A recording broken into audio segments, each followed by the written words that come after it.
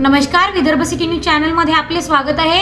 येत्या महानगरपालिका निवडणुकीच्या पार्श्वभूमीवर राजीव जनहित संघटनेचे संस्थापक अध्यक्ष रहमत खान उर्फ रामू यांनी 13 जानेवारी 2025 रोजी शहरातील विविध भागात सार्वजनिक सुनावणी घेतली।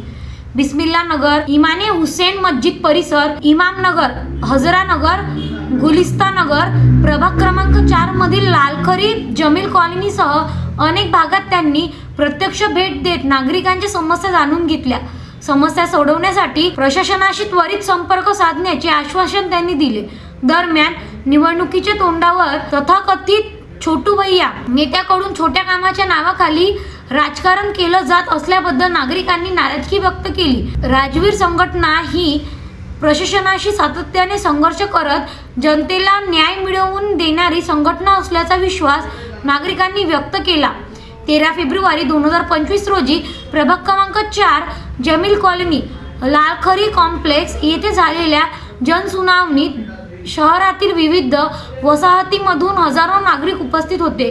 Vidarbha city news Amravati.